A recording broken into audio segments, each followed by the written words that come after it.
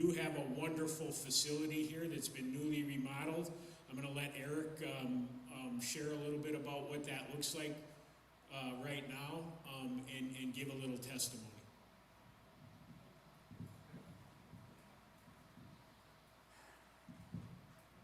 All right. My name's Eric Logan. I'm the resident manager supervisor here. I've been here for about 4 years as a resident manager supervisor. Let's see if I can get through all this. I'm a little nervous with the camera. I mean, it's a little different than being up here talking to the guys at chapel. But first off, I'd say welcome. I'm going to tell you a little bit about the Salvation Army and maybe some things that you guys didn't know. So sometimes we think about the Salvation Army, most people, they think about the kettles during Christmas time and the churches and that stuff. And that's part of the Salvation Army, but that's not a part of the Salvation Army that we are here. The kettles and all that stuff supports the cores in the churches and the food drives and the disaster relief. Here, we're fully funded by our thrift stores, which are brand new, which are willing for you to shop in them after you leave here. No, but that's what funds our Salvation Army. That's what funds this place and funds men's recoveries is our thrift stores. And that's what our guys do during work therapy is things that are related to that. So first off, I should say that I am in recovery. I've been in recovery for a little over 5 years now. Thank you. Thank you, Trudy. And I came through this program pretty broken. It was a deferment from prison. The judge basically said, you're going to go to the Salvation Army, and if you screw that up, you are going to go do 86 months in prison. And I was like, send me to Salvation Army, right? So I did. I came here, didn't really have any idea what it was. All that I know is I could smoke on the deck, and that they had good food, right? But it was great. It was a great experience. And the program, I didn't realize at the time, was it's not just about, my connection with Jesus, which is key, which is one of the key things that we preach here and try to get somebody to understand is that even though all the mistakes that I made and all the things that I did wrong, Jesus still loves me. And I can love myself through that, right? And then giving myself hope for a future. And that's what this program did for me, because it helped me take away from out there, the distractions, to focus on here and what we're doing here. The work therapy was also very beneficial for me, because when you live a life of 23 years of addiction, you get closer to that end of the 23 years of addiction, you don't really have a job anymore. Your job is the drugs, right? And then committing crimes. So you don't really know how to work a day-to-day thing. You don't really understand what it's like to work alongside other people to do tasks, complete a job, and actually get the rewards from that job that aren't just drugs and a quick thing in the brain that helps you think, oh, I'm okay, right? And that work therapy piece really helped me. It really did. And the jobs that we have here, which we're going to show you, basically the residents. I don't think we're going to go through this warehouse too much. We're going to do a quick little, are we going to go through the warehouse tour? No. So we're going to show you guys the residents where everybody lives here and that type of stuff. Let's see. So when the guys come into the door, which is, unlike our title is the Salvation Army Rehabilitation Center, right? What that means is that you can come in through that door at any time and you are welcome in our program. There's only 2 stipulations that deny you from coming into the program. Unfortunately, is an arson crime and any type of sexual crime, you can't come into our program. Other than that, you can come right in. It doesn't cost you any money. It doesn't cost the state any money. It doesn't cost anybody anything. You can come right in. You don't have to have any clothes. You don't have to have anything. We will get you everything that they need coming into the door. And that's a good benefit to guys that just need somewhere to go. But we are a 6-month to a year program. What that means is that it's a 6 month is a minimum it takes to get through our program. We encourage the guys to stay for 10 months. When you stay for 10 months and go to the program, and then the 2 months after that, we provide what is called temporary TLS. It's a temporary living, but we don't charge any rent, and they can stay for 60 days. But they have to have a job, they have to have a bank account, and they have to have their ID and social security card, which all those things get set up as they go through the program and the levels of the program. Now, I know we had, John had the presentation before. I think some of you guys have probably seen the presentation and what the facility looks like, but you're actually going to be able to see what it looks like in real person. And when we touched on that about this new building, and I know that you guys were here before, and anybody who's been here before understands the struggles that we were going through in this building and how old it was. It's really hard to do business and get people to like be happy to be somewhere when you don't have air conditioning. It gets hot. And now they have air conditioning in all their rooms. And so that's a great plus. Some people come in here, the new guys that come in here, they're like, man, they don't even understand how bad we had it before, right? I went through the program when there was no air conditioning. And air conditioning is a blessing. It's a blessing. And not only is the air conditioning one of the things we did, this whole new chapel is already done. Everything has been done. I think roughly $38 million was put into this building. So, and you're going to see where all that money went to. It's amazing the transformation that has gone on here. And the great thing about that transformation, it's going to be here for a long time. We're going to be able to help save men for 50, 60 years in this new building, and it's going to stay that way. Why? Because we have a staff that cares about people, they care about the place that they're at, and they care about their jobs. That's another thing that a lot of places, and I'm sure you guys all understand that from wherever you guys come from.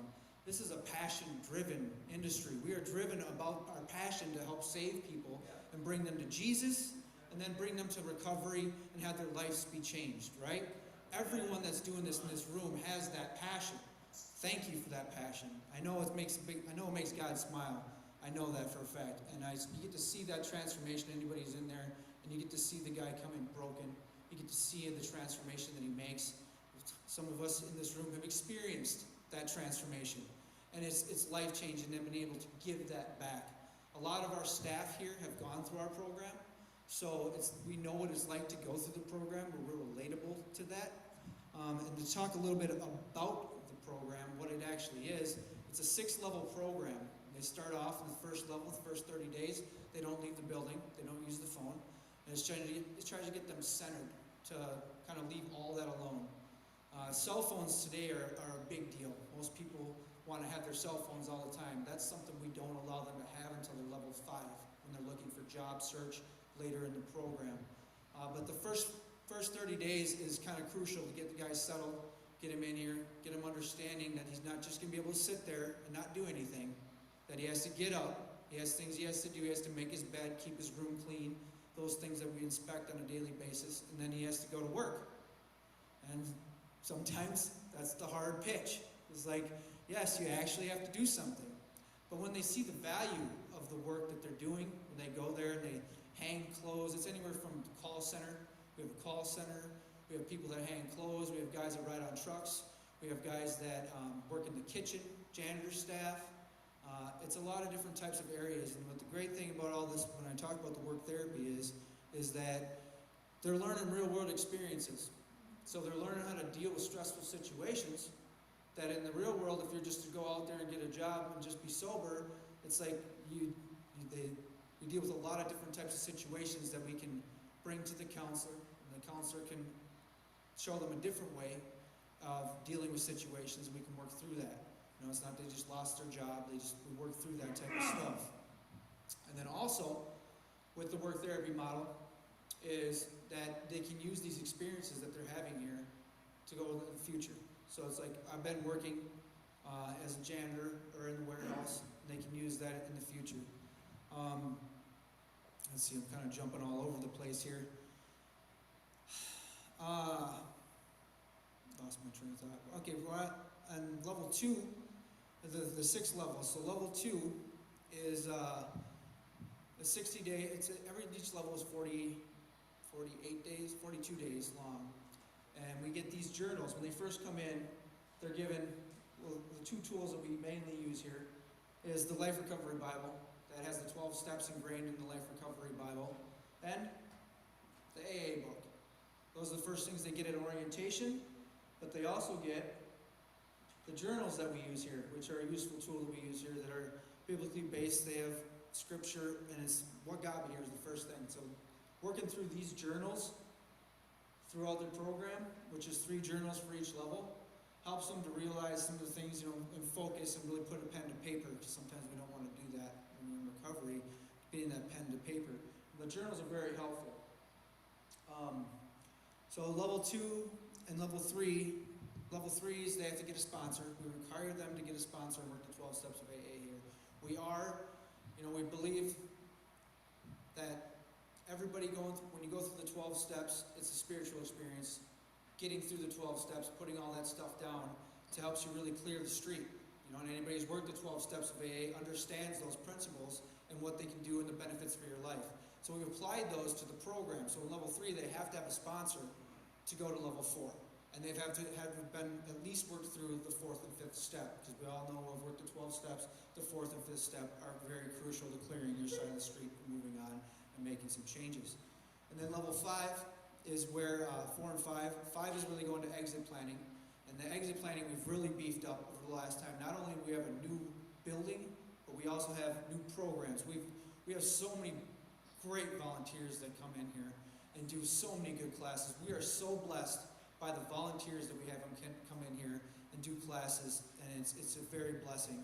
But we have an exit planning where they have to do a resume. We have people that come in and help them do resumes and set up a resume. We're partnered with quite a few different sober houses that for when they leave here. But when you do the exit planning, the level 6 is like after you complete level 5, you can complete at 180 days, like I said, the earliest day. We encourage guys to go to level 6. Level 6 is where they only work 32 hours a week and they have 1 day to go look for work search and do whatever they need to do for that area. And then they can move into, like I said before, they can move into TLS and have 60 days rent-free to save up some money.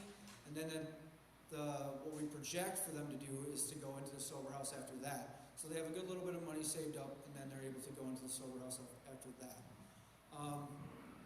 Let's see here. I'm trying to think, did I miss anything, John? Where's he at?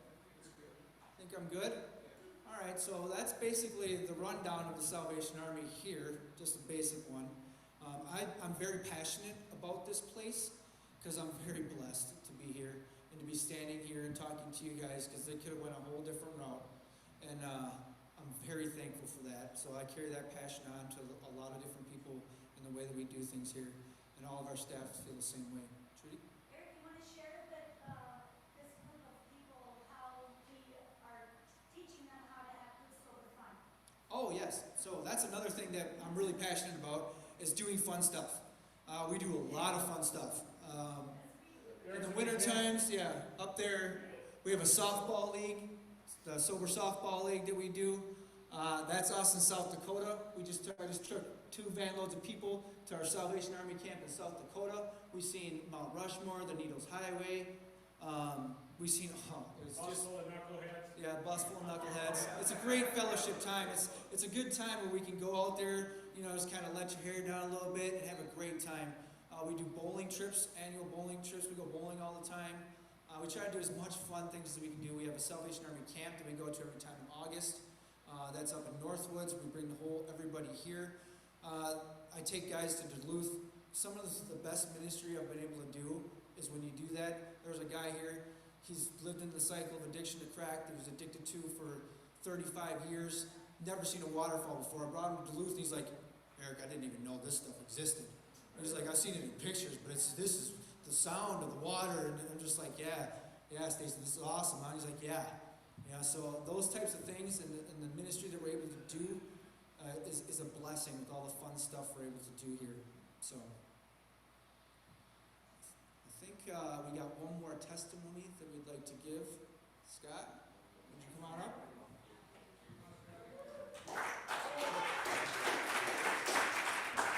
Thank you, guys. I'm kind of nervous too. I don't know why. This is my life, right? First of all, welcome everybody. Thank you guys so much. I think it's real cool. I get to be a part of this ministry here, right? I alumni went through the program. I also went through before it was so nice. When everything was hot here, and it brings a whole new element to it. So we're really blessed to have this facility now. I just want to, real quick, I'll touch on. I had 35 years of meth use. Let me get this out of the way first. I have no front teeth right now because my puppy ate my fake teeth last night. So if I'm talking a little, that's more for my benefit than you guys. I need to snap. So.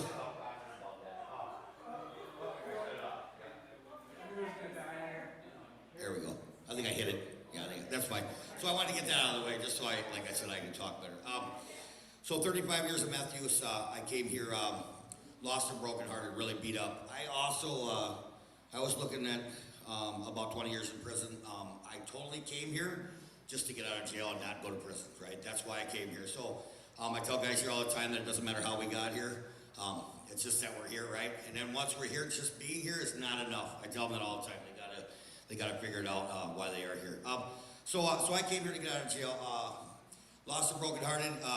Really thought, man, I'm gonna do this, and I kept saying I'm gonna do this, and I got it this time, right? 40 days into the deal, went to the east side, relapsed, and came back, kicked out for 14 days. Eric was, I called him about every 2 days, said, Eric, can I come back?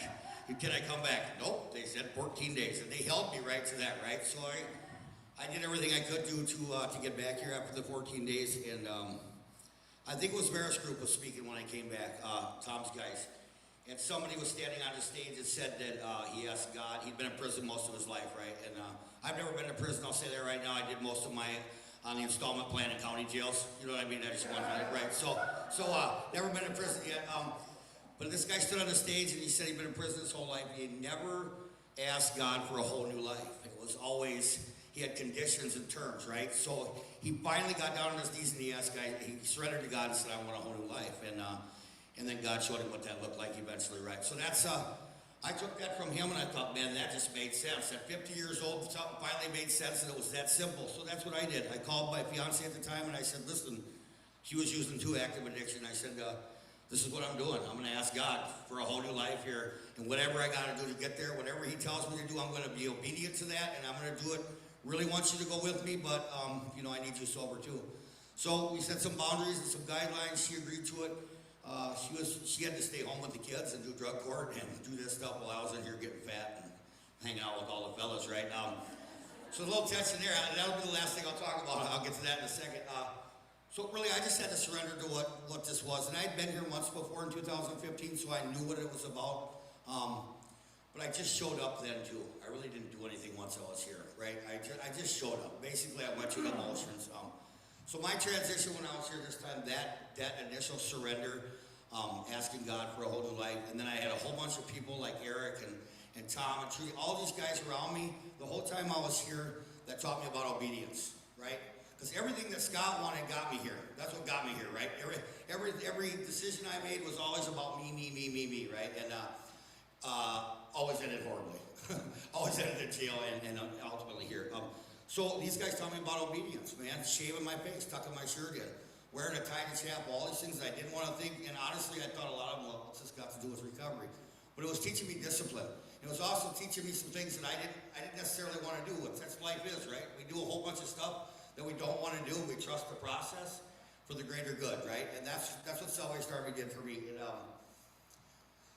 It not only cleaned me up and saved my life, it gave me a whole new one. You know, and for that I'm very grateful. Salvation Army and the people that work at Salvation Army and people like you are very good at loving on people until they can love themselves, and for that I'm ever grateful. They're also Salvation Army. I got about 17 months clean by the grace of God, and they kept me out. Thank you. They said, John and Eric says, hey man, we like what you're doing when you work therapy, and we're thinking about creating this position for you at the front desk. And immediately insecurity sets in. I'm thinking I'm not qualified, right? I haven't had new teeth at that point. I'm thinking I'm not qualified for this. Sounds like a horrible idea. When do I start? Right? That's my obedience, right? And I was scared and I was nervous because I pounded steel on the railroad pretty much my whole life, so I didn't have any like clerical. I know I could talk and whatever, but I didn't know. And then I realized right away that God gives us all gifts, right? And my gifts is I can be relatable to people because I have a past. So when the insecurity went away, I just realized that I asked God.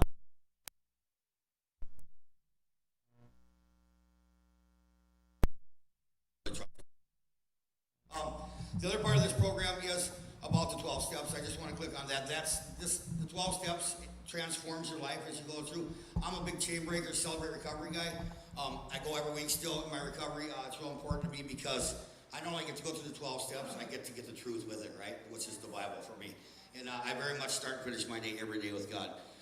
Since they let me start coming, they invite me to these committees and these meetings, and again, I don't feel qualified. I'm figuring I'm the odd man out. Something that was very important to me, all God was families, right? What I started with was, I went to jail for 4 months, came here, did this 6 months. My fiance sat at home with two teenage boys, paying the bills, doing all these things. Bill, and I'd already done a whole bunch of really bad stuff to her, right? So now she's getting more and more resentment, and I thought that was my passion. It was like, okay, how do I start that dialogue with her, right? And it started here. So that's kind of where my ministry that I would like to see happen. We started a group here for families. How do we open dialogue with hurt moms and daughters and, you know, whatever your family members are? Can we have a group where we can bring couples in that are doing the deal? These power couples that are coming in, they're either sober together or, you know, one's sober, one's not even an addict or an alcoholic. Just give these guys some look at how it works once you get out of here. Just at least open the dialogue, get some healing going. So that was real thing. So I guess Salvation Army for me is the only place that I know that you come in with no money, with a pair of N1 basketball shorts on and a t-shirt, and ask for a new life, and you get one. A little bit of willingness and a whole bunch of allowing God to work in your life, and that's all it took, man. And I'm so blessed to all you guys. I get excited about this stuff. This is nothing. You guys don't know me very well, but I get really wound up because it's our lives, right? And so every one of you, we're saving lives. We're trying to bring people to Jesus and then let him do the rest, right? I mean, so I love you guys. Thank you. Thank you very much for letting me speak.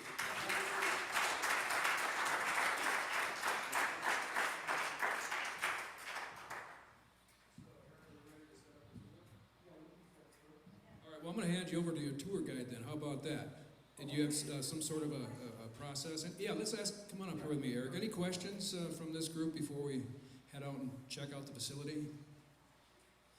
I know some of you are fairly familiar to, not so familiar with the program itself, so I'd be happy to send you the presentation. But it's work therapy program with a curriculum in the evening. Go ahead. How many men and women are in the program now? Excellent question. So the intake department would tell us the number today is 56 men in the program. We have 146 bed capacity here. And so we would be, hopefully that you would be thoughtful of us if you have within your realm of influence someone who needs support and a faith-based approach to recovery. Yes. Yes. Yes, that's what I was supposed to say earlier. Over 18. And there have been men that are... We got guys that are almost 7 years old. So we will find something for you. Anybody else? There is Yes. a women's place too, right? Not here. The Salvation Army has a program in eastern Michigan or Michigan. One women's program. We're always thinking about that here in Minneapolis, and you know, it's just we're hoping that's going to happen here someday. Is this just Minneapolis, or do you have other locations in Minnesota? No other locations in Minnesota, but there are 124 some odd centers like this in the United States, and in the Central Territory, 16 centers like this. Waukegan, Rockford, other locations. Des Moines, yeah. Mm-hmm. Anybody else? Milwaukee, yeah. Hey, as long as Tom's here, let's introduce you to our administrator of the program, Tom Canfield.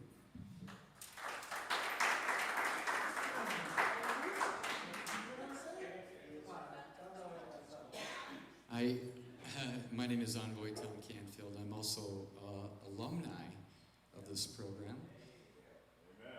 I remember the very first R3 meeting that took place in this chapel in, I believe, the year 2005 or 2006. So many of you probably don't know me, but I do have a long understanding and history with R3, and we are so grateful for this collaborative. Because of R3, many program implementations and different ideas have come into this center. We've met and hired and had volunteers of people who have come through this collaborative. This collaborative has had a positive impact on this program, and ultimately a positive impact on the men's lives that we serve, including my own. So thank you for what you do. Thank you for remaining viable in the Twin Cities and for all the partnerships that are created from this. Thank you for being here today. So we got kind of a big group here. So we're gonna, we also got lunch today. So I hope you guys are hungry. It's good. It's good. So we got kind of a big group here, so we're going to split it up into two groups. If we can just get like maybe this side and then a couple people from this side to come to this group, and I'll take them. And Scott, you'll take the other group. So I'm going to just tell you exactly where we're going to, just how we're going to go through the building. We're going to go up here, and we're going to go up to the second floor, and then we're going to see TLS really quick, and that's the temporary living place. And I'll show you what one of them rooms look like, and then we're going to go down to the counselor wing. We're going to see the counselor's wing, and then we're going to go up, and we're going to go up to the third floor, and I'll show you what the resident rooms looks like, what the resident employee rooms look like, what does the two-man room look like, where the weight room is, which is a big thing for a lot of the people that come, the guys that come in here. And then we'll come back down and we'll go to lunch. So if we can just do that. Oh, any more questions?